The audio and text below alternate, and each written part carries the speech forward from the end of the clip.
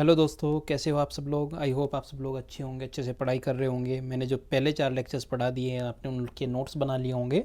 तो इस लेक्चर में हम जो लोग करने वाले हैं वो है एक्सरसाइज 3.1 का डिस्कशन। मैट्रिक्स की एक्सरसाइज है, फर्स्ट एक्सरसाइज।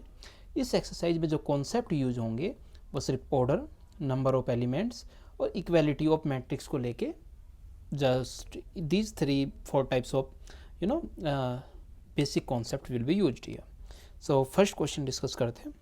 क्वेश्चन नंबर 1 में क्या दिया है कि एक मैट्रिक्स ए है जिसकी फर्स्ट रो में है 2, 5, 19, -7। सेकेंड रो में 35, -2, 5 डिवाइड बाई 2, 12, √3, 1, -5, 17 है ना। ये एक मैट्रिक्स दिया हुआ है। अब इस मैट्रिक्स के बारे में फर्स्ट पार्ट में पूछा है कि इसका ऑर्डर बताइए। भाई ऑर्डर होता है number of rose multiply by number of columns. कितनी रोज है यहाँ पे 1 2 3, 3 रोज है। कितने कॉलम्स है 1 2 3 4, 4 कॉलम्स है, सो 3/4। तो order of this matrix will be 3/4। Second part में क्या पूछा है, नंबर ऑफ एलिमेंट्स। एलिमेंट्स कितने हैं इसमें, भाई जो भी ऑर्डर है उसके आपस में मल्टीप्लाई कर दो, 3/4 is equal to 12। So 12 number of elements यहाँ पे होंगे, क्योंकि फर्स्ट रो में 4 एलिमेंट, सेकेंड रो में 4 एलिमेंट, थर्ड रो में 4 एलिमेंट्स, और 12 एलिमेंट्स। थर्ड में इन्होंने पूछा है कि write down the elements A13, A21, A24 and A23। A13 का मतलब पहली रो और third column. This was the first row, this was the first row and this was the third column. First row और third column आपस में जहाँ पे भी कट करेगी वही एलिमेंट होगा हमारा, so 19। A21 second row and first column, ये कहाँ पे कट कर रही है 35 पे। Second row and fourth column 12, second row and third column it means 5/2। तो ये हमारे एलिमेंट्स हो गए। चलिए सेकेंड क्वेश्चन की ओर बढ़ते हैं। सेकेंड क्वेश्चन में क्या बोला है, if A matrix has 24 elements what are the possible orders it can have and what if it have 13 elements, है ना। तो देखो बेटा 24 एलिमेंट्स है, तो हो सकता है कि हमारे पास एक रो हो तो 24 कॉलम होंगे, 2 रो हो तो 12 कॉलम होंगे, 3 रो हो तो 8 कॉलम होंगे, अब 4 रो हो तो 6 कॉलम होंगे, उसके बाद 6 रो तो 4 कॉलम, 8 रो तो 3 कॉलम, 12 रो तो 2 कॉलम और 24 रो तो 1 कॉलम। कितने बन गए हमारे, ये हमारे बन गई 1 2 3 4 5 6 7 8। सो टोटल 8 मैट्रिसेस पॉसिबल है। और 13 के अगर मैं इसे फैक्टर लिखूँ 1/13, और जो 13 है ना वो एक कैसा नंबर है, 13 एक प्राइम नंबर है। सो दूसरा जो 13 को डिवाइड करने वाला नंबर होगा वो 13 होगा, वहाँ से 1 मिला। तो बेसिकली आपको करना क्या है ना, आपको ये फैक्टर्स लिखने होते हैं। 1 से डिवाइड किया तो क्या आएगा, 2 से डिवाइड किया तो क्या, 3 से डिवाइड किया तो 4 से डिवाइड किया तो क्या, 6 से किया तो क्या, 8 से किया तो क्या, 12 से किया तो क्या, और 24 से किया तो क्या हमारे पास आएगा। तो सेकेंड एलिमेंट डन। यहाँ से हमारे पास कितने matrices, 2 matrices are possible. Third question देखते हैं। थर्ड क्वेश्चन में क्या दिया है, if a matrix has 18 elements then what are the possible orders it can have and what if it have 5 elements. Same तरीके का क्वेश्चन है। 18, 1 से डिवाइड किया तो 18 आया, 2 से डिवाइड किया तो 9 आया, 3 से डिवाइड किया तो 6 आया, 4 से डिवाइड हो नहीं सकता, 5 से डिवाइड हो नहीं सकता, 6 से डिवाइड किया तो 3 आया, 7 से डिवाइड किया तो नहीं हो सकता, 8 से डिवाइड नहीं हो सकता, 9 से डिवाइड किया तो 2 आया, 10 से हो नहीं सकता, 11 से 12 से नहीं हो सकता, है ना। सो लास्ट वाला क्या आ गया हमारा, 18 से किया तो 1 आया। सो टोटल में पॉसिबल मैट्रिसेस 6 डिफरेंट ऑर्डर्स के मैट्रिक्स पॉसिबल है। 5 को 1 से किया तो 5 आया, 2 3 4 से 5 को डिवाइड कर नहीं सकते, 5 से कर सकते तो 1 आएगा। सो यहाँ पे बेटा 2 मैट्रिसेस आर पॉसिबल, है ना। ऑर्डर्स क्या होगा उनका, 1/5 एंड 5/1। फोर्थ क्वेश्चन देखते हैं।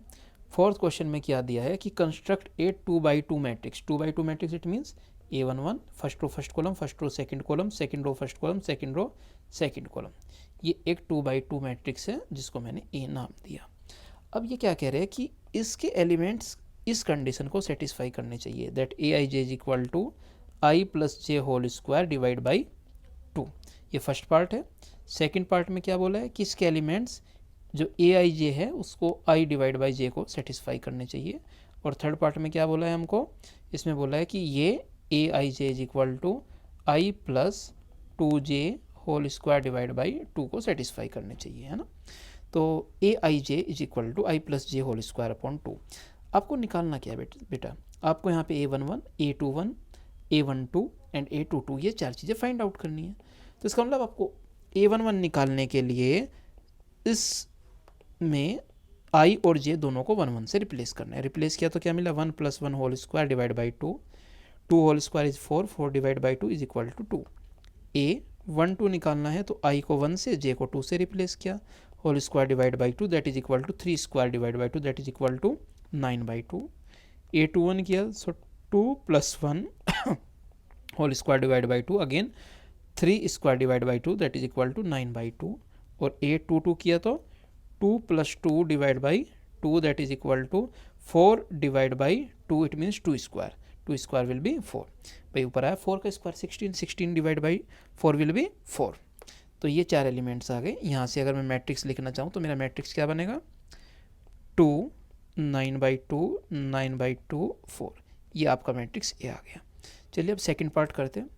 A11 निकाला, इस कंडीशन का यूज़ करके आई को 1 से, जे को 1 से रिप्लेस किया तो 1 आया। A12 निकाला, आई को 1 से, जे को 2 से रिप्लेस किया तो 1/2 आया। A21 निकाला, आई को 2 से, जे को 1 से रिप्लेस किया तो 2/1 2 आया। A22 निकाला, आई को 2 से, जे को 2 से रिप्लेस किया तो 1 आया। यहाँ से अगर मैं मैट्रिक्स लिखूँ तो मैट्रिक्स क्या आ जाएगा मेरा, 1 1/2 2 1। ये आपका मैट्रिक्स ए आ जाएगा यहाँ से, है ना। मैं बीच में पार्टीशन कर देता हूँ ताकि कोई कन्फ्यूजन ना रहे।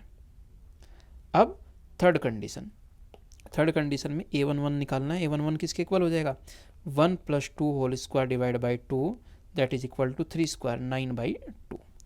A12 निकाला, 1 2 means 1 + 2 2 4 divide by 2 whole square that is equal, sorry छोटे से मैंने यहाँ पे मिस्टेक कर दिया, मिस्टेक क्या वंडर कर दिया, 5 square divide by 2 that is 25 divide by 2। अब A21 निकाला तो A21 किसके इक्वल आया, 2 + 1 whole square divide by 2 it means 2 + 2 whole square divide by 2, 2 + 2 is 4, 4 का square is 16, 16 divide by 2 is 8। A22 निकाला तो 2 + 2 2 is 4 whole square divide by 2, 4 and +2 होता है 6, 6 का स्क्वायर होता है 36, 36 डिवाइड बाई 2 इट मीन्स 18। तो थर्ड मैट्रिक्स क्या बन गया हमारा, 9/2 25 डिवाइड बाई 2 8 एंड 18। ये हमारा थर्ड मैट्रिक्स बन गया। आई होप आपको तीनों पार्ट क्लियर हो गए होंगे। चलिए अब क्वेश्चन नंबर 5 पे चलते हैं। क्वेश्चन नंबर 5 में क्या बोला है कि एक 3/4 का मैट्रिक्स बनाना है। 3/4 इट मीन्स 3 रोज और 4 कॉलम। सो A11 A12 A13 A14 पे 4 कॉलम हो गए।